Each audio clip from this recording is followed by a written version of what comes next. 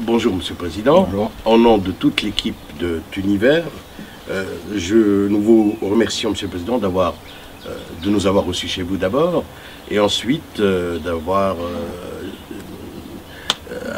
si gentiment et si courtoisement accepté de faire cet entretien avec nous. Et j'espère que cet entretien sera extrêmement fécond et je n'en doute pas de toute manière, sachant quel genre d'homme vous êtes. Sinon, je crois que Saïd a une question à vous poser. Oui, en arrivant, on est arrivé un peu plus tôt que le rendez-vous, donc on a vu que vous revenez d'une séance de sport. Donc, de marche. Bon, de marche. Peut-être vous courez aussi. Est-ce que vous êtes un sportif? Oui, je l'ai été. Quand j'étais étudiant, j'ai fait beaucoup de sport. J'ai fait du judo, j'ai fait de l'aviron parce que j'étais à Strasbourg et qu'il y a une belle rivière qui traverse la ville. J'ai fait de la montagne aussi parce qu'il y a beaucoup des montagnes et des Vosges magnifiques. La marche dans les Vosges, marche même au ski, du ski de fond aussi. Quand je suis pendant mes années d'exil à Paris. Que vous êtes endurant. Oui, absolument. Je fais beaucoup de vélo aussi. J'aime beaucoup marcher. Et donc ici en Tunisie, il faut absolument que j'ai 1 heure de marche le matin, 1 heure de marche le soir. La marche à la fois me permet de rester physiquement actif, mais elle me permet surtout de réfléchir. Parce que oui, je crois que la marche, c'est le meilleur moyen. On laisse voguer ses idées, on n'est pas obligé de réfléchir à quoi que ce soit, on se laisse aller. Et c'est une façon très féconde de réfléchir, parce que quand je rentre de ces 2 heures de marche le matin, etc., j'ai plein d'idées, je suis à la fois reposé physiquement et psychiquement. Et donc, j'aimerais ici lancer un appel aux Tunisiens qui ne font pas beaucoup d'activités. Si vous n'avez pas les moyens de faire du sport, etc., marchez. Moi, Monsieur le Président. Marchez. Dans moi. La marche est largement meilleure que le jogging, et là, c'est le médecin qui parle. Donc, il y a eu des études qui ont été faites pour montrer que le jogging a un bénéfice relativement modeste, qui fatigue le cœur. Par contre, une marche, mais vite, une bonne marche, pas soutenue, il n'y a rien de mieux pour le cœur, pour les vaisseaux, etc. Donc marcher, marcher, marcher. Merci, docteur. Voilà.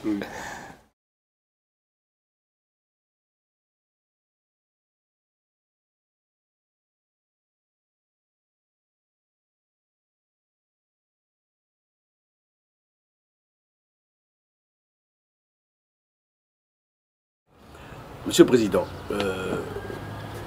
au commencement fut l'homme. Et comme la plupart des jeunes ne connaissent pas malheureusement votre itinéraire politique, votre itinéraire de penseur, de militant des droits de l'homme, ainsi que votre vocation. On aimerait bien savoir comment cette vocation est née, comment vous avez eu cette espèce de, comment dirais-je, de volonté, de vous qui êtes médecin, neurologue, et comment est née en vous cette vocation-là, qui vous a porté vers l'humain, en ce qu'il a de plus noble et de plus vertueux? Oui, c'est une question bien difficile, mais bon, beaucoup de choses s'expliquent par le milieu social, la naissance. Moi, je suis né dans un milieu nationaliste. J'ai grandi dans une maison à Grand-Balia qui était une cache d'armes. Mon père était un résistant de la première heure. Et notre maison était une cache d'armes. Donc très tôt, je me souviens de ma mère qui un jour était absolument affolée parce qu'elle m'a trouvé en train de jouer avec les revolvers que mon père cachait et en train d'essayer de mettre des balles parce que j'avais trouvé, je me souviens très très bien donc les balles qui étaient là et j'essayais de mettre la balle dans le canon, j'avais 4 ou 5 ans et ma mère était absolument effrayée et elle était doublement effrayée parce qu'elle avait peur des descentes de police, parce que mon père était connu comme... C'est vous qui avez trouvé la cage? Ah oui, c'est moi qui ai trouvé, là, Berbech. Donc j'ai trouvé ça, et je me souviens très bien. Donc elle a été très effrayée, et elle a appelé mon oncle, et elle lui a dit « Je ne peux pas supporter, le gamin peut faire une bêtise avec des trucs comme ça. » Et mon oncle, la nuit tombante, est venu avec carreta, parce que c'était à l'époque carreta. Il a emporté toutes ses munitions, il les a cachées chez lui. Et donc j'ai grandi dans ça, j'ai grandi dans une maison où il n'y avait que des livres et des armes. Et mon père m'a très tôt initié à l'action politique parce que j'étais haut comme ça en 55 et j'assistais déjà au meeting où mon père m'amenait. Je me souviens de Salah Ben Youssef, Bab Benet, en train de faire un grand discours. Je me souviens de lui avec son chapeau, etc. Et moi, un gamin de 8-9 ans, là j'étais derrière lui. Mon père m'amenait dans ces meetings. Donc très tôt, j'étais dans l'histoire de la Tunisie, très tôt. Ensuite, il y a eu le drame de mon père, puisqu'en 1956, il a été obligé de fuir, parce que les Youssefistes devaient être massacrés, il devait être lui aussi égorgé parmi ceux qui ont été égorgés. Donc il a fui en Algérie, donc ça a été un grand drame familial. Et donc petit à petit, les choses se sont mises en place. Je veux dire que moi, je n'ai pas d'histoire personnelle. Mon histoire personnelle est intimement liée à l'histoire du pays, à toutes les étapes de l'histoire du pays. Et je suis devenu littéralement un Tunisien, comment dire, quasiment portant en lui toute l'histoire moderne de ce pays, toutes ses frustrations, toutes ses colères, toutes ses revendications, toutes ses aspirations à la liberté, à la démocratie, à l'égalité des régions, à l'égalité des gens, etc. Et donc les choses se sont faites comme ça progressivement. D'une certaine façon, je n'ai jamais voulu être ce que je suis devenu ce que je suis à cause de l'environnement, à cause de l'histoire qui a été la mienne. Je voudrais rebondir sur un fait qui m'a été... je crois que c'est Vincent Gesser qui, dans un de ses articles, en a parlé. L'épisode de l'Inde. Vous avez écrit, je suppose, à 25 ans, c'était à 25 ans 22 ans. 22 ans. Vous pouvez nous raconter cela? Moi, d'une certaine façon, j'ai une vie extrêmement aventureuse. J'ai une jeunesse très aventureuse. À 15 ans, à 16 ans, mon père m'avait dit tu ne vas pas traîner là. J'étais en première, il m'a dit voici un peu d'argent et vas-y, disparais de ma vue. Alors j'ai disparu de sa vue 3 mois, donc j'ai fait du stop, j'ai quitté le Maroc, je suis allé jusqu'en Norvège en travaillant. À l'époque, c'était une époque bénite, les frontières étaient, etc. Donc ça, c'était l'aventure de mes 16-17 ans. Et puis ma plus belle aventure, ça a été justement ce voyage en Inde. Parce qu'un jour, j'étais à la fac, j'avais 21 ans, je sors et je vois une affiche.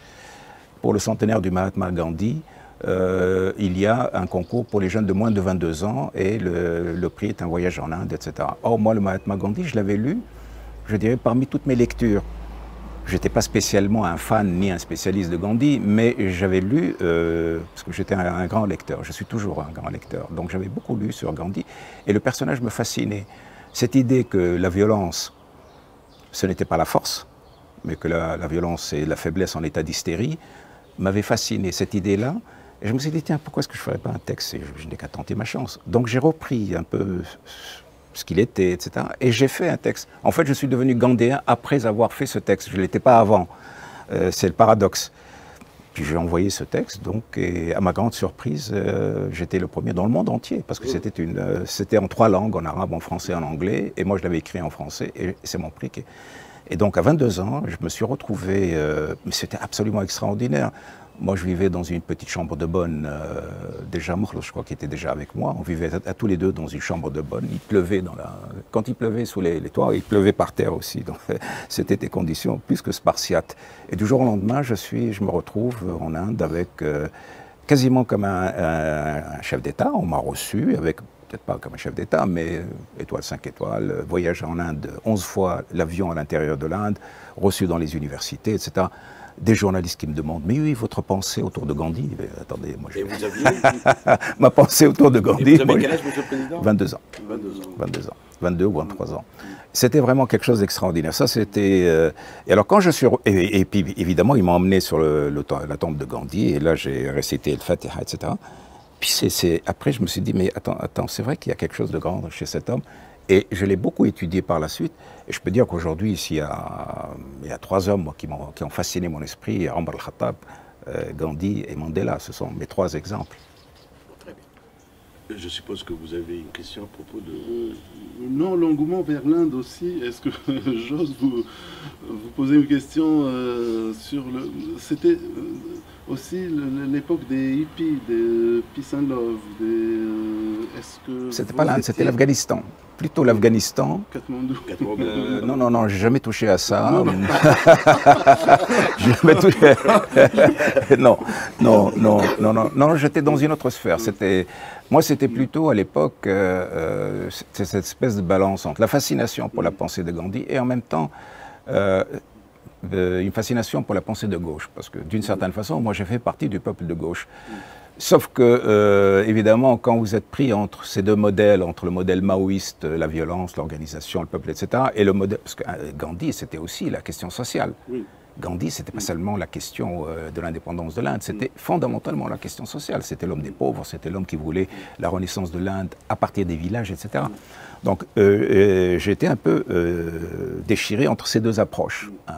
D'ailleurs, je suis allé en Chine aussi, en 1975. Je suis allé en Chine, j'ai fêté mes 30 années dans une ville qui s'appelle Guangdong, je crois. C'est là que j'ai eu mes 30 ans. À l'époque, j'étais déjà médecin. Et là aussi, j'étais en quête de quelque chose, d'un modèle, parce que je pensais que je rentrerais en Tunisie et qu'il fallait que je travaille. Alors, quel modèle? Et à l'époque, quand je suis allé en Chine en 1975, c'était surtout pour la médecine sociale. Parce que, donc, j'ai fait pendant 6 semaines, ils nous ont emmenés partout dans les villages, j'ai étudié un peu comment ils fonctionnaient, comment ils faisaient la médecine de proximité des pauvres, etc. Et j'ai ramené beaucoup de ces idées pour le concept de médecine communautaire, dont j'étais l'un des, je dirais même, j'étais le premier promoteur en Tunisie, peut-être même dans le Maghreb.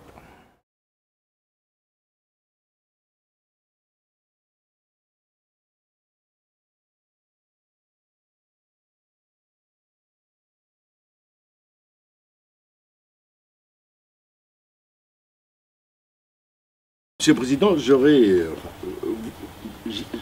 revenir sur une question qui m'a toujours un peu taraudé, je dirais. J'ai lu dans l'un de vos ouvrages que la dictature n'est pas une fatalité en terre arabe. Oui, et que nous ne sommes pas des porteurs sains du virus de la tyrannie. J'ai un peu peut-être modifié l'expression. Et qu'il n'existe pas de gène de la servitude. Bien sûr. En êtes-vous convaincu, Monsieur le Président? Toujours. J'en suis absolument convaincu. Les gens oublient que dans notre culture, même si la liberté n'est pas dans notre culture, la première valeur, c'est la justice.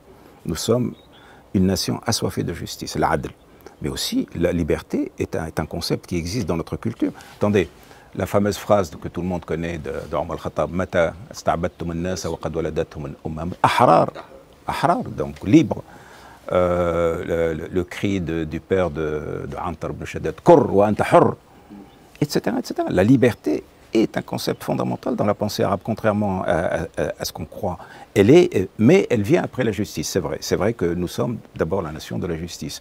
Et moi, je n'arrête pas de dire aux gens, si vous voulez la justice, il faut avoir la liberté. Seule la liberté vous permet de dénoncer la corruption, de dénoncer l'injustice, etc., etc. Pour moi, ces deux valeurs sont absolument intriquées.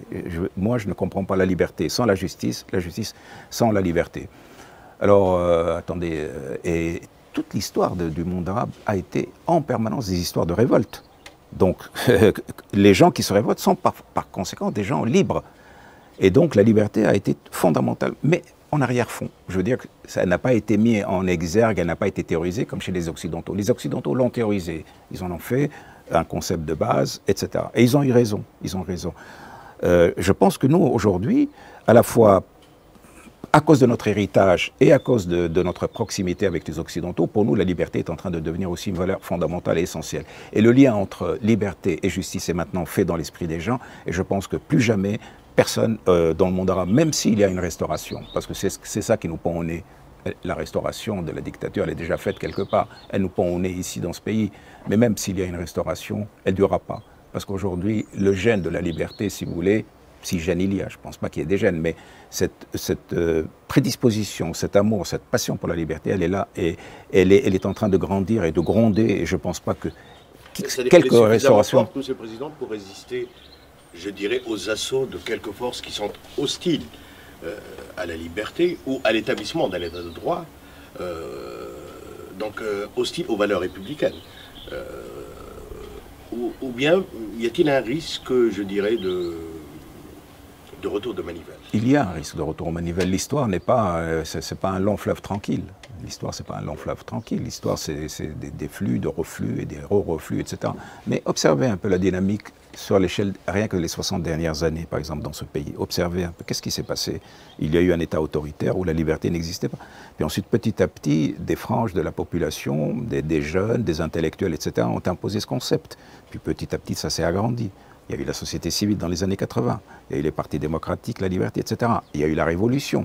Donc en fait, ce qu'on a vu pendant ces 60 dernières années, depuis l'indépendance, c'est enfler progressivement tout cet espace de liberté. Et aujourd'hui, nous sommes un État libre, nous sommes une société libre, avec tous les dérapages, tous les travers, tous les effets pervers, mais ça n'a aucune importance. Nous sommes déjà une société libre. Alors imaginez par exemple le retour de ce que vous appelez un retour de manivelle. Il va y avoir une tentative de quoi? De revenir, ça ne tiendra pas. Donc je pense que nous sommes dans un processus irréversible. Je reviens à l'Inde et à la jeunesse. Qu'est-ce que vous pouvez dire aux jeunes d'aujourd'hui qui ne sont pas du tout dans cette perspective? Parce que moi aussi, dans les années 80 aussi, on avait une certaine liberté, on partait comme ça. C'est-à-dire, maintenant, on voit que les jeunes sont trop bien entourés et il y a peut-être un manque d'initiative, un manque. Est-ce que vous avez... La désaffection des urnes récemment, au cours des 2 dernières élections, le prouve un peu. Le taux était quand même assez important. Et puis, moi, j'ai tendance à les appeler, enfin, je ne pense pas qu'ils en soient vexés, la bof génération.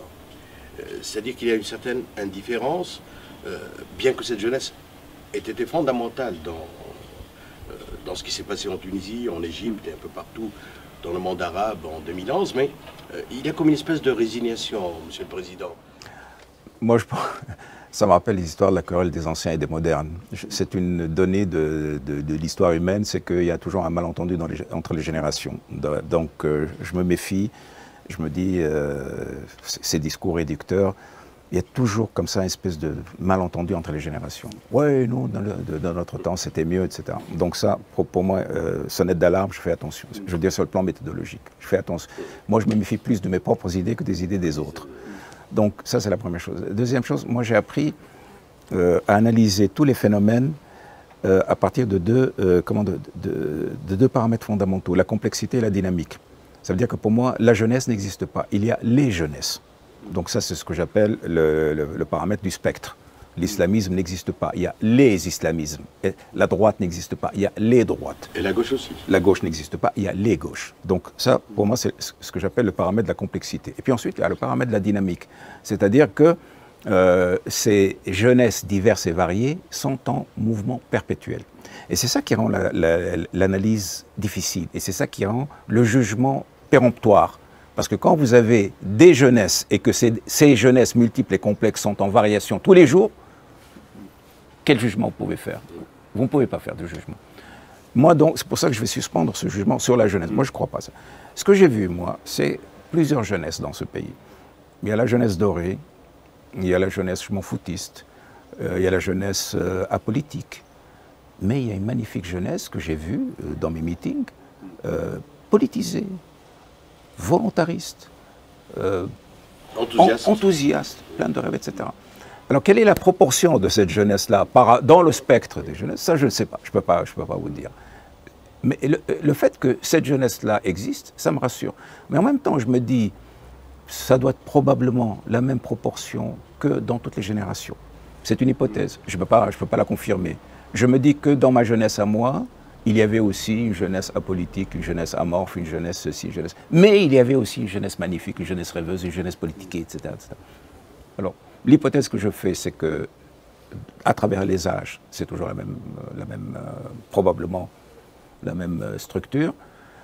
Et donc, la jeunesse qui fait vraiment l'histoire, c'est cette portion minime, ou je ne sais pas, c'est cette portion-là qui fait l'histoire. Et c'est à cette portion-là que moi je m'adresse en espérant qu'elle s'élargisse. C'est un peu la même chose pour les citoyens. Dans ce pays, il y a un peuple de citoyens, c'est-à-dire un peuple qui n'accepte pas qu'on le manipule, des gens qui sont prêts à s'impliquer, etc. Et ce peuple de citoyens, le rôle de la démocratie, c'est de lui permettre de s'élargir et de devenir la majorité. Moi, ce que je veux, c'est que le peuple de citoyens devienne la majorité et que cette jeunesse enthousiaste, créatrice, qui est là dans toutes les générations, à tous les moments, aussi se renforce et joue un rôle important dans ce pays. Très bien. Je voudrais évoquer avec vous une question assez épineuse et assez délicate. En ce sens que j'ai l'impression qu'on se dispute un peu la femme ces temps-ci, en période électorale, comme si c'était, malheureusement, je dis bien malheureusement, un trophée de guerre. Et que chacun essaie de l'impliquer à sa manière. Moi, personnellement, je pense que les droits de la femme ne doivent pas être limités à quelques aspects assez anodins. Et dont certains tirent un peu leur gloire, disons. Que pensez-vous, Monsieur le Président, de cette problématique-là? Pensez-vous que l'émancipation de la femme puisse être réglée uniquement par des discours ou des vœux pieux, Bien, moi, compte tenu de l'âge, compte tenu du fait que j'ai beaucoup travaillé dans le milieu des droits de l'homme, etc., je peux vous dire comment je perçois le problème. Il y a eu 3 étapes ici en Tunisie dans la façon dont le problème a été posé. La première étape, c'est avant l'indépendance et après l'indépendance, la femme en tant que mère, épouse, donc ce que j'appellerais les droits biologiques. Hein. Bon. Et cette problématique a été résolue, je dirais, de façon maladroite. Pourquoi maladroite? Parce que quand Bourguiba est venu avec son code d'état, etc., ce code-là, qui à mon avis est un acquis fondamental et que j'assume et que je défendrai, etc., a été fait de façon maladroite dans la mesure où on a présenté cela quasiment comme une espèce de revanche de la femme contre l'homme. Et comme si l'homme se réduisait à ce que j'appelle le mauvais mari. Hein. On a oublié que l'homme, c'est le frère, attentif au sort de sa sœur, que c'est le père pour qui la chose la plus importante, c'est sa fille. On a oublié que c'est l'oncle, le grand-père, etc. On a eu l'impression que l'homme a été réduit au mauvais mari. Donc, voilà. Et ça a été une caricature. Ce qui fait que beaucoup d'hommes ont senti ces droits de la femme quasiment comme une accusation, comme une spoliation, etc. Et à mon avis, ça a mis le verre dans le fruit. Aujourd'hui, moi, je pense que beaucoup d'hommes tunisiens sont misogynes à cause de cette façon dont la chose a été présentée. Alors qu'on aurait dû leur dire, écoutez, ces droits, c'est pour protéger vos filles, protéger vos sœurs, contre le mauvais homme, mais pas la revanche de la femme dans l'absolu contre l'homme dans l'absolu. Mais bon, ça a été fait et moi, je m'en réjouis. Deuxième période, c'est celle que j'ai vécue, où grâce à des femmes intelligentes, des femmes de très très grande qualité, elles ont dit, ça suffit avec cette histoire de code statut personnel. Maintenant, le problème, c'est la femme citoyenne. Ce sont les droits politiques. Et ça a été le rôle des femmes démocrates dans les années 80, que je salue, avec qui j'ai beaucoup travaillé. Elles ont dit, il ne faut pas que la dictature utilise la femme pour faire oublier que la femme aussi, c'est une citoyenne. Ce n'est pas uniquement une reproductrice, une épouse à qui on doit faire le... Donc, et ça a été une étape fondamentale. Ça a déplacé le problème à la citoyenneté, femme citoyenne. Aujourd'hui, nous rentrons dans la 3e phase. En tout cas, ça, c'est ma conception à moi. C'est la femme biologique ne pose plus de problème. Elle a les mêmes droits, etc. Et j'en suis heureux. La femme citoyenne, pareil. Égalité des femmes et des hommes, etc. Aujourd'hui, l'arbre cache la forêt. À savoir que la femme, le problème fondamental de la femme aujourd'hui en Tunisie, c'est la pauvreté. Aujourd'hui, c'est l'ignorance. La maladie, c'est l'accès aux droits socio-économiques. Et ça, il est important que les femmes des classes bourgeoises comprennent qu'aujourd'hui, si elles veulent être féministes, ce n'est pas par rapport à l'islamisme, etc., c'est par rapport à la pauvreté. La question idéologique est totalement secondaire, la question fondamentale est la question sociale. C'est ça ce que je répète. Et moi, je suis dans cette logique. C'est-à-dire que j'ai accompagné tout ce mouvement de lutte pour les droits de la femme. Bon, j'étais trop jeune dans les années 56 pour dire j'apporte mon soutien, etc., mais j'adhère. Ensuite, j'ai participé à toute la bataille de la citoyenneté pour les hommes et pour les femmes. Et aujourd'hui, mon objectif fondamental, c'est de sortir les femmes de la pauvreté parce que c'est elles qui supportent la pauvreté. J'ai vu des femmes dans le nord-ouest travailler pour 7 dinars la journée, les pieds dans la boue. Je sais que toutes nos usines sont remplies de filles. Je sais qu'il y a une inégalité entre les salaires hommes-femmes qui est totalement inacceptable. Et une exploitation éhontée parfois. Et voilà. Et donc, que l'arbre ne cache pas la forêt, que la question féministe aujourd'hui se déplace pour dire que la question fondamentale, c'est l'accès de la femme à la santé, à l'éducation, au travail, à la culture, et rien d'autre. Ce n'est plus une question homme-femme, ce n'est plus une question idéologie, c'est une question sociale et rien d'autre.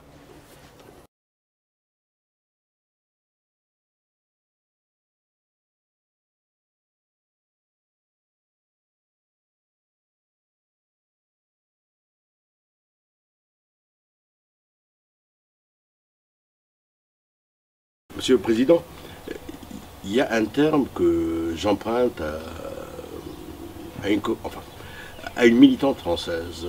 Elle tient un journal, le journal de personnes, que je suis régulièrement, dont je publie parfois des extraits sur Tunivers. Et cette femme est magnifique, elle aime beaucoup la Tunisie. Et il y a en elle beaucoup de tunisianité, justement. Alors, elle dit qu'il y a des choses qui sont non négociables. Parmi les idéaux qui sont les nôtres, les principes qui sont les nôtres. Sur quoi vous ne transigerez jamais, Monsieur le Président? Sur les libertés, sur la peine de mort. Je suis désolé que dans notre Constitution, ça n'a pas été écrit noir sur blanc. J'ai gracié systématiquement, malgré toutes les pressions.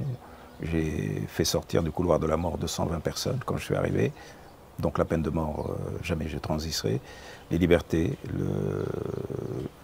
le rôle de l'État en tant que garant de toutes les libertés et non pas en tant que, je dirais, gendarme de la société. On me fait beaucoup d'histoires sur la Syrie.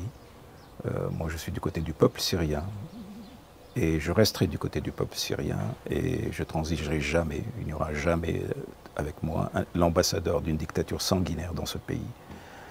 Voilà, l'unité nationale, bien sûr, l'unité nationale qui, de toute façon, à mon avis, elle est tellement ancrée dans l'histoire des psychismes tunisiens qu'il n'y a pas de danger, mais en tout cas, tous ceux qui s'y attaqueront trouveront en moi un adversaire.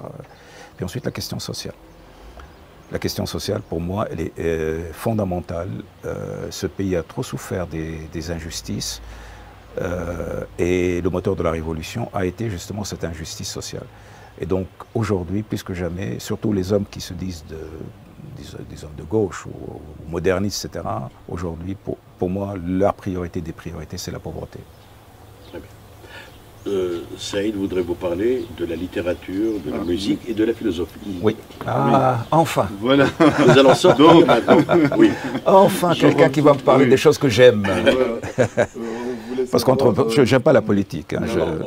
Je la fais parce que je suis obligé, mais je vous garantis que s'il y a quelque chose que je n'aime pas, c'est bien la politique. Ce que j'aime, par contre, c'est ce que vous voulez de parler. Allez-y. Je vous écoute avec plaisir. J'allais vous poser la question sur la proportion de culture chez M. Mansour Marzouki. Quels sont vos... Qu'est-ce que vous aimez faire en dehors de votre fonction de président de la République? Qu'est-ce que vous lisez en lecture? Bah écoutez, ce que je peux vous dire... Livres de chevet. Ah, mes livres de chevet, qu'est-ce que je suis en train de lire actuellement? Je suis en train de lire le livre de James Joyce, Ulysse. Mais je trouve des difficultés. Je ne suis pas un parfait anglophone, mais je lis sans problème l'anglais. Sauf qu'avec Joyce, j'ai des difficultés parce qu'il utilise beaucoup d'argot, et d'argot irlandais, parce que ça se passe en Irlande. Donc j'ai des difficultés à lire ce livre, mais je le trouve absolument passionnant. Donc vous le lisez en anglais? Ah oui, je lis en anglais. C'est un peu comme Herman Melville. Herman Melville a écrit un chef-d'œuvre absolu qui s'appelle Moby Dick, que les gens prennent pour une histoire de baleine. En fait, ça n'a rien à voir avec l'histoire de baleine. Et donc, je l'ai lu en français, une traduction magnifique. Et quand je l'ai lu en anglais, là aussi, j'ai buté, parce que c'est un anglais très technique sur le langage donc des baleiniers, etc. Donc, j'ai eu des difficultés. Sinon, j'aime beaucoup lire en anglais. Je trouve que c'est une magnifique langue. Et donc, je lis beaucoup. Voilà. Alors, qu'est-ce que je lis d'autre? 100 années de solitude de Marquez, là, que j'ai repris. J'ai lu il y a très très longtemps, mais à l'occasion de son décès. Donc, je l'ai repris et je l'ai relu avec le même plaisir. C'est une espèce j'allais dire de diarrhée verbale, parce qu'il fait des phrases de 4 km de long, mais... Et dire que je l'avais enseigné, en plus. Vous l'avez enseigné? Oui. Ah, mon Dieu, c'est absolument magnifique. il y a une telle gouaillerie, un tel humour, une telle force de la langue que c'est un vrai régal, un vrai plaisir. Et dans la lecture sud-américaine, justement, il y a une certaine proximité de notre monde. Ah bah, On s'y reconnaît, mais vraiment. L'Amérique latine, c'est nous, Oui. il y a 30 ans en avant, quoi. Ils ont eu 30 d'années d'avance. Donc ils ont souffert des mêmes problèmes. Voilà, donc je suis quelqu'un qui lit énormément. Je lis beaucoup de poésie. Je suis un fanatique Vous avez des cité haïkus. Arantara tout à l'heure. J'ai commencé avec la poésie arabe, puis ensuite, évidemment, la poésie française, Prévert. Je veux dire que Baudelaire, ça a été mon univers pendant toutes les années où j'ai vécu en France. Et je me suis passionné récemment pour les haïkus, pour la poésie japonaise. Ah oui. La poésie japonaise et la poésie arabe, ce sont deux mondes complètement différents. Vous passez de l'extrême avec ça. C'est-à-dire la poésie arabe, c'est la poésie de l'émotion, mais surchargée, à la limite de l'hystérie. Hein, et j'ai découvert la poésie japonaise qui, elle, fait, mais alors dans le minimalisme. Dans le minimalisme. Le mu'allaqat, c'est des centaines de vers. Les haïkus japonais, c'est 3 vers. C'est 3 vers. Oui. 3 vers. Et d'ailleurs, quand je suis allé au Japon, à l'occasion de TICAD, c'est-à-dire le sommet Afrique, etc., j'ai surpris mes hôtes parce que je leur ai demandé, je dis, écoutez, vous voulez me faire plaisir? Je dis, oui. Est-ce que je pourrais rencontrer quelques poètes japonais, les spécialistes du haïku? Ils ont été tout à fait étonnés. Qu'est-ce que c'est que ce chef d'État africain qui demande?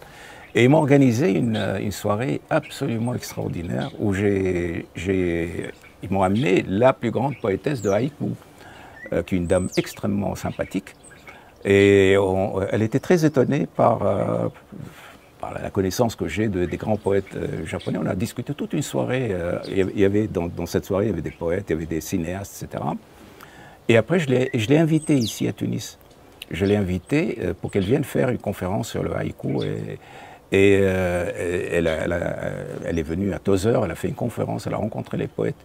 Et cette espèce de... Donc je suis très content d'avoir mis en commun comme ça des poètes japonais et des poètes tunisiens. Donc je suis quelqu'un qui aime beaucoup la lecture, la poésie. D'ailleurs, vous avez organisé, me semble-t-il, un concert il y a quelques mois, un an, quelque chose comme ça, de musique japonaise. Oui. Dans le petit théâtre Oui. Il y a un petit théâtre qui est un véritable bijou, mais qui est sous-exploité. J'ai essayé d'en faire un lieu de rencontre musicale, parce que j'aime beaucoup aussi la musique. Je suis quelqu'un qui aime beaucoup la musique, notamment la musique... Beaucoup plus musique classique? Oui, moi je suis un fanatique de Bach, donc je ne me lasse jamais de Glenn Gould, la jouant les suites anglaises, les suites françaises, etc. Je trouve... Bach, c'est mon avec dans un autre registre de la musique, c'est Feyrouz pour moi, Feyrouz, et la musique classique, c'est Bach. Plus que Mozart, plus que Bach, là aussi, c'est de l'émotion contenue, minimaliste, etc. Et moi, j'aime beaucoup ce genre d'approche. Et donc, je voulais transformer ce théâtre en endroit de rencontre musicale, sauf que nous avons vécu ces 3 années dans une atmosphère terrible. D'ailleurs, j'avais les deux premières années, on a quand même pu fonctionner à raison d'une grande conférence par mois. Donc il y a eu beaucoup de gens qui sont venus. Puis après, l'atmosphère politique s'est devenue, surtout après l'assassinat de nos deux martyrs, là, le cœur n'y était plus. Donc j'espère que si jamais je suis réélu, de refaire vraiment du Palais de Carthage la plus grande maison de culture de Tunisie. Mais ça, les gens aussi, ils ont l'impression que vous faites entrer au palais les salafistes, les ligues des protections de la Révolution, etc. Mais dont nous faisons partie désormais depuis hier, nous les radicaux. Ah bon. Mais on ne parle jamais de ça, d'un concert de musique japonaise ou des prix Nobel qui viennent faire des conférences au palais aussi. Ce palais... C'est occulté cela. Bien sûr, c'est occulté. Je veux dire que vous savez très bien... Sciemment occulté. Ah bien sûr. Il y a malheureusement, clairement, une volonté d'une partie de l'information d'occulter, de diaboliser, etc., de manipuler.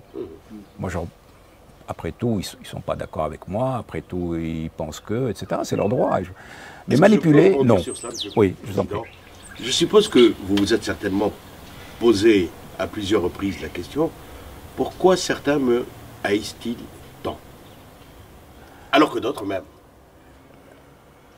D'abord, il y a 2 phénomènes. Oui, je me suis réponse à cela. Oui, absolument. Je me suis posé cette question, et d'ailleurs la réponse est très simple. Il y a un proverbe arabe qui dit c'est-à-dire que par définition, 50% des gens sont contre, et ceci quand il est juste. C'est ça la force du dicton, c'est que 50% des gens sont contre celui qui tient le pouvoir quand il est juste. Et quand il n'est pas juste, c'est 90%. D'accord. Alors pourquoi est-ce que 50% sont automatiquement contre celui qui tient le pouvoir? Et parce que celui qui tient le pouvoir, démocratiquement ou non démocratiquement, etc., doit me représenter moi. C'est moi qui dois être au pouvoir. C'est moi telle classe sociale. C'est moi telle région. C'est moi personne. Telle corporation aussi. Quelle corporation. Donc si, dans cet autre-là, je ne reconnais pas ma région, je ne reconnais pas mon idéologie, je ne reconnais pas ma classe sociale, je ne reconnais, etc., c'est un usurpateur. Il est à la place où moi je devrais être. Et c'est ça le paradoxe, je dirais, le drame de tous ceux qui organisent, de tous ceux qui tiennent le pouvoir, c'est qu'ils ne peuvent pas, quoi qu'ils disent, être le représentant de tout le monde. Je veux dire, il faut être un prophète, et même les prophètes, on les cloue au pilori quand on ne les cloue pas dans les trucs. Je veux dire que mathématiquement, il est impossible d'être le représentant de tous. Et d'ailleurs, c'est pour ça que la démocratie fonctionne de cette manière-là, c'est-à-dire que c'est celui qui gagne 51%, parce qu'on ne peut pas faire autrement. Et donc, il y a, je dirais, ce problème structurel qui fait qu'effectivement, n'importe qui, donc moi, je me dis, en fait, il ne me déteste pas moi, il déteste ma fonction. Et si ce n'était pas moi, ça aurait été quelqu'un d'autre. Maintenant, il y a une haine pathologique. Même si on vous reproche et on vous attribue le fait que vous ayez très peu de fonctions, quand même. Bien sûr. Ce qu'il faut, d'ailleurs, parce que le président de la République a une fonction d'influence. Non, mais ce n'est pas paradoxal, quelque part. Non, si, mais ça, en fait, ils savent que j'ai beaucoup d'influence. Mais ils essayent de diminuer un peu cette importance. Maintenant, il y a une espèce de haine pathologique. Parce que je dirais, au-delà de cette haine structurelle normale, inhérente au fonctionnement de tout gouvernement, il y a une haine pathologique qui est créée. Alors créée par toute une machinerie, volontairement. Alors, et qui est basée sur l'inversion. Je veux dire, voilà, c'est un homme sobre, on va dire qu'il est alcoolique. C'est un homme qui a des nerfs d'acier, il est fou. C'est un homme qui inspire le respect, on va dire qu'il est méprisable. C'est un homme que tout le monde respecte, on va dire qu'il est rigolo, que c'est un tartour, etc. C'est ça la technique. C'est le phénomène de... Ah oui, c'est l'inversion, c'est un truc grossier, mais qui marche. Des soviets. Oui, mais bon, il marche chez certains gens. Et ça a été beaucoup utilisé.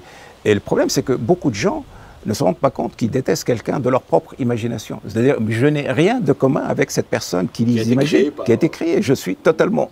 Et quand je regarde je ris. Je ris parce que je me dis, ils se sont créés un colifichier, ils se sont créés un objet, et c'est ça qu'ils détestent. Tant pis pour eux. Et c'est d'ailleurs une des raisons, les gens me disent, mais pourquoi vous ne répondez pas à ces gens-là, etc. Je dis pas d'abord parce qu'ils ne me détestent pas moi, contrairement à ce qu'ils croient. C'est l'autre personne. Ils détestent quelqu'un d'autre avec qui je n'ai absolument aucun rapport. Et deuxièmement, mais ça c'est la chose la plus terrible, c'est qu'en fait la haine, elle ne détruit pas celui qui est l'objet de la haine, elle détruit celui qui haït. C'est comme la jalousie. Moi je me suis toujours interdit et la jalousie et la haine, parce que pour moi ce sont des poisons psychiques qui détruisent la personne. Et donc d'une certaine façon, ces gens-là se punissent elles-mêmes, elles ne me punissent pas moi. Elles s'imaginent me punir moi, mais elles se punissent elles-mêmes. C'est pour ça que j'ai envie de dire à tous ceux qui me détestent, s'il vous plaît, prenez soin de votre santé psychique. Arrêtez de me détester, vous faites tellement de mal. Très bien. Et il y a quand même des gens qui vous aiment en Tunisie. Je ne sais pas, vous avez dû vous rendre compte en faisant le tour de la Tunisie. Absolument. Mais là, je suis inquiet aussi. Parce que je me dis qu'ils aiment aussi quelqu'un de leur imaginaire et je ne suis pas tout à fait... J'aimerais tellement mériter... Ah oui, j'aimerais tellement mériter cet amour parce qu'effectivement, il me va droit au cœur, etc. Mais de temps en temps, je me dis, mon Dieu, eux aussi, ils aiment un personnage imaginaire. En fait, je suis un être humain comme vous et tous, c'est-à-dire que j'ai plein de défauts et j'ai quelques qualités, donc voilà. On va en parler immédiatement.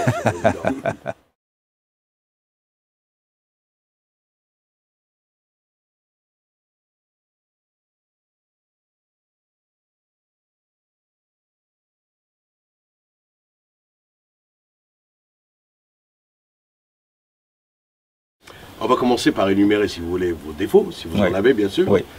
Et quels sont ce que vous estimez être vos qualités? Oui, mais vous savez, il y a un biais dans ce genre de truc. Vous parlez de sincérité. C'est une sincérité à tiroir. Je peux vous avancer ce que je crois être mes défauts pour que vous disiez, oh, et je vais cacher les vrais défauts. Alors donc, je dirais, humainement, vous ne pouvez pas me demander Humainement, ça. voilà. Non, mais humainement, vous ne pouvez pas me demander ça. Je veux dire que vous ne pouvez pas me demander Non, vous n'allez pas étaler quand même. Non. Parce que ce serait... alors, je vais vous demander d'être ou aussi humain avec moi. Dites-vous bien qu'effectivement, comme tous les êtres humains, j'ai plein de défauts. Il m'arrive d'être colérique, il m'arrive d'être impatient, il m'arrive parfois d'être brutal avec les gens, il m'arrive d'être comme ça, de paraître méprisant. Je ne le suis pas. J'ai jamais mépris. S'il y a quelque chose que je n'éprouve pas, c'est le mépris et la haine. Ce sont des choses qui n'existent pas dans mon psychisme, et ça à cause de cette école de Gandhi, etc. Je ne méprise personne et je ne hais personne. Voilà, ça c'est des choses. Et puis ensuite ma fonction médicale qui m'a appris la commisération. On ne devient pas médecin par hasard, on devient médecin parce qu'il y a quelque chose à faire. Donc j'ai des défauts. Maintenant mes qualités, je crois que ma qualité principale, c'est la constance. Je suis constant dans mes convictions, je suis constant dans... je suis droit dans mes bottes, je ne trahis pas mes convictions, je ne trahis pas mes amis, et j'avance avec une détermination qui a toujours un peu beaucoup gêné mes ennemis. Il y a un proverbe japonais, on va revenir au Japon, qui m'avait beaucoup... qui dit « 7 fois la tête au-dessous de l'eau, 8 fois au-dessus ». C'est ça, ma principale qualité, 7 fois au-dessous de l'eau, 8 fois au-dessus. Jamais abandonné, jamais abandonné, jamais abandonné. Mais certains, Monsieur le Président, vous reprochent justement cette qualité, sur le plan politique, je parle.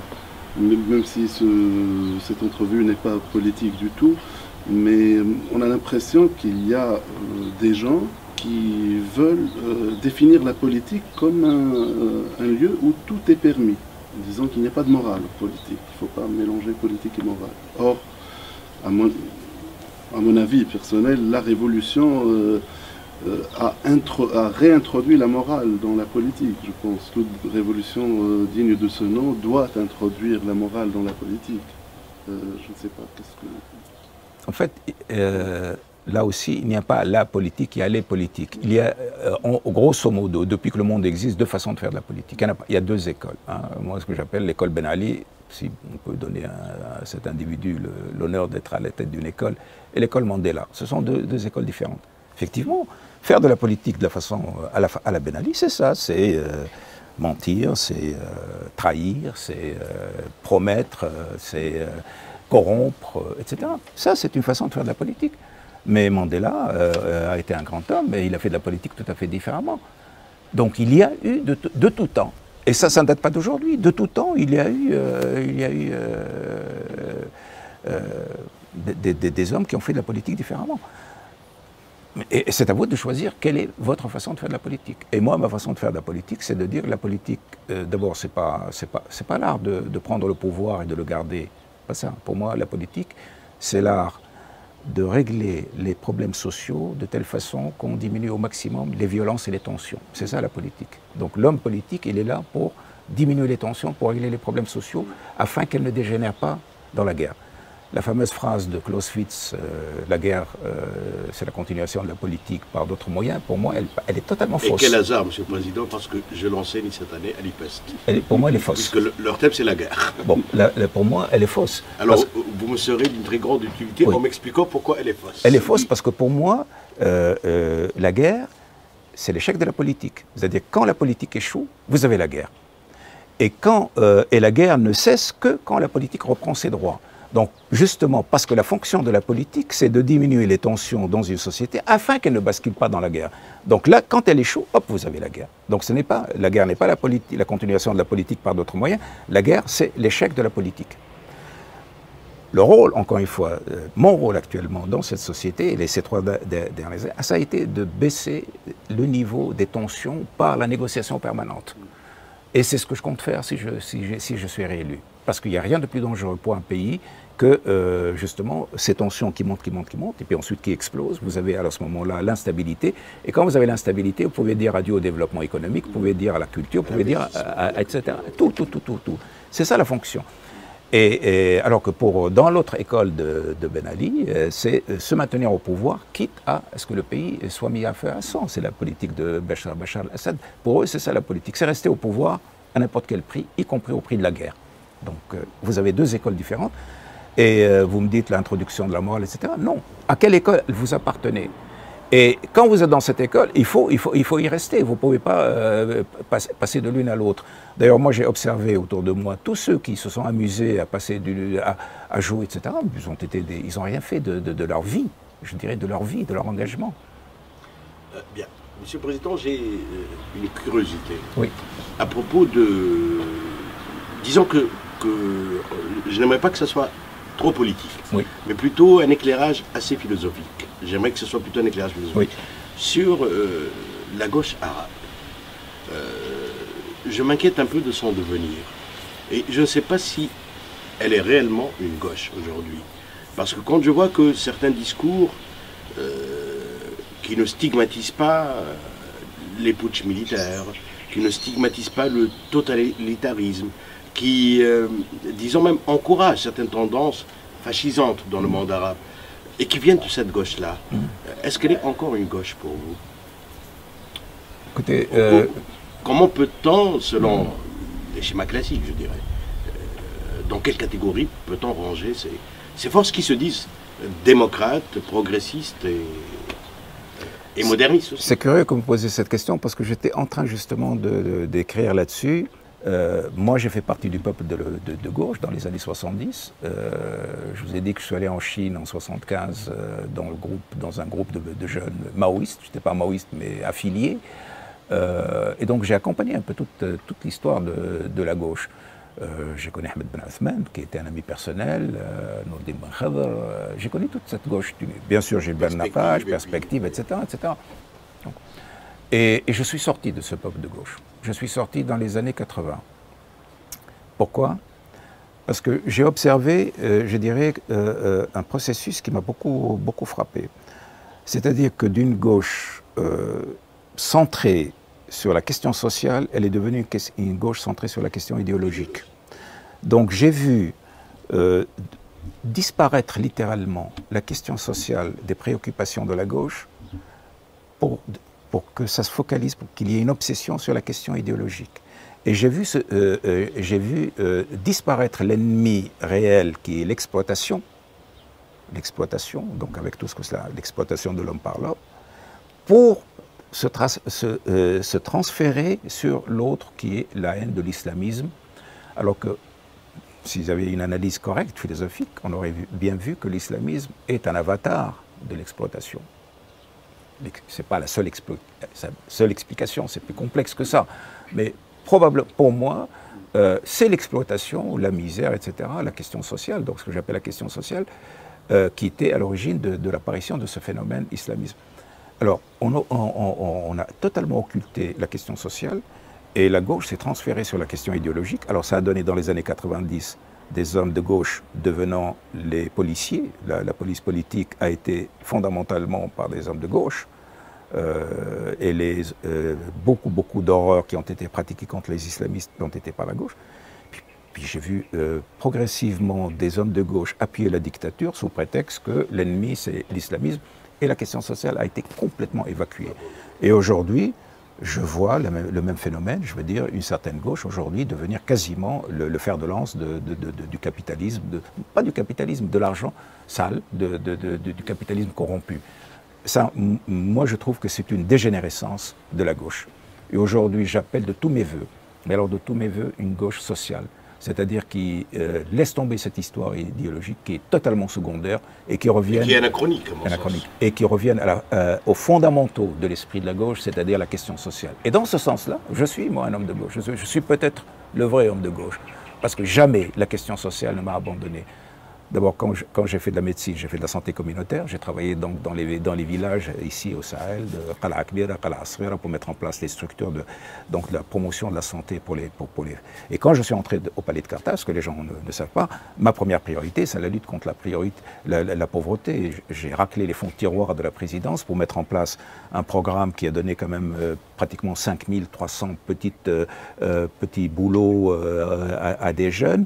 Et je suis en train de travailler sur un grand programme de lutte contre la pauvreté pour lequel je cherche désespérément 100 millions de dollars. Et peut-être que je les aurai pour lancer donc un grand programme de lutte contre la pauvreté.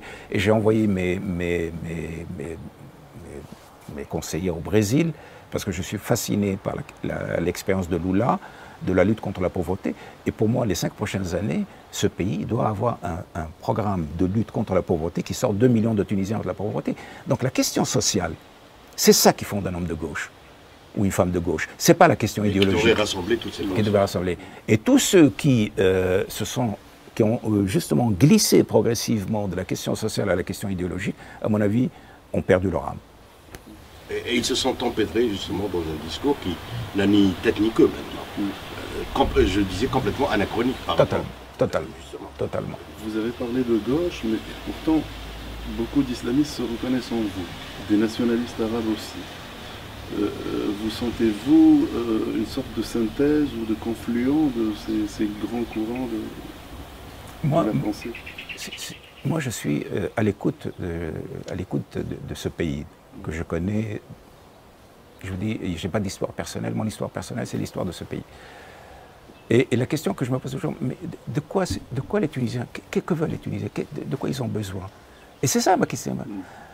Bon, leurs besoins, c'est clair, ils ont besoin de justice sociale, donc la question sociale. Ils ont besoin de liberté, donc la question démocratique. Ils ont besoin de se réconcilier avec le monde extérieur, donc cette fameuse hadatha. Mais hadatha, dans le sens du vrai terme, c'est-à-dire l'ouverture vers l'Europe, l'ouverture vers l'Occident, l'ouverture vers la culture. C'est ça la modernité, vers l'Afrique, etc. Ensuite, la question de l'hawiya. Les gens veulent être eux-mêmes. Simplement, ils veulent être arabes et musulmans. Parce que chaque pays a besoin. Donc moi, quand je me dis, voilà de quoi le pays a besoin, je me dis, mais il faut que je me batte pour le rassurer sur son identité arabo-musulmane. Je dois rassurer sur le fait qu'il est ouvert largement au monde. Je dois le rassurer sur la question sociale en disant, nous allons avoir un programme de justice sociale.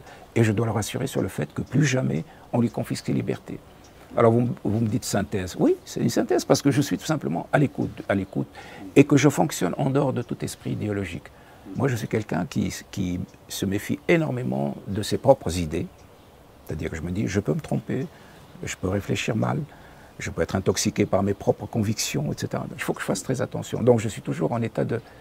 Et je suis absolument fasciné de voir les autres s'empêtrer dans un cadre idéologique, d'en devenir les prisonniers, et de ne pas pouvoir douter un seul instant d'eux-mêmes et de leurs propres idées.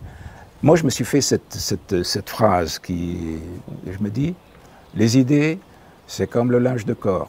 Ça se salit, ça vieillit, il faut en changer tout le temps. Les valeurs, c'est comme la peau. On ne peut pas se passer de sa peau. Donc moi, je tiens à mes valeurs comme je tiens à ma peau, mais mes idées, je les change comme je change mon linge de corps. Monsieur le Président, nous arrivons au terme de cet entretien. Fort intéressant, exquis, je dois dire, qui nous a révélé toutes les facettes de l'homme. Enfin, on a découvert, on est venu pour découvrir justement beaucoup moins l'homme politique et beaucoup plus l'homme. Je vous cède la parole. Nous sommes à la veille du second tour, d'une campagne électorale qui va être certainement aussi éprouvante, mais forcément exaltante, je suppose. Et je voudrais que vous adressiez un mot aux jeunes. Votez pour moi, votez pour moi, votez pour moi. Merci, Monsieur le Président. Au revoir, merci.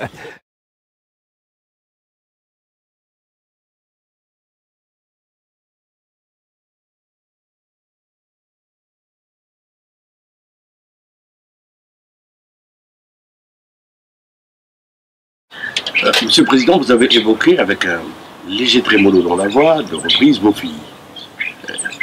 Et on sent beaucoup de fierté.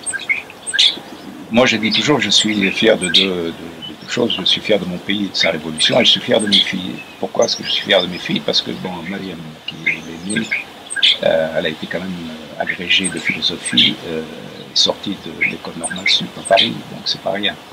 Ensuite, elle a été...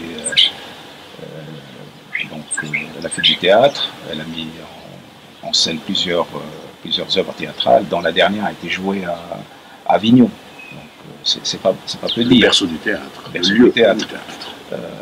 Nadia, elle a un doctorat en sciences politiques de Sciences Po Paris, et ensuite elle a fait 3 universités américaines, les plus prestigieuses. Elle a fait Berkeley, elle a fait Princeton et elle a fait Yale. Et c'est pas avec mon argent, parce que je n'en avais pas. Elle a fait avec des bourses, parce que c'est une fille très brillante.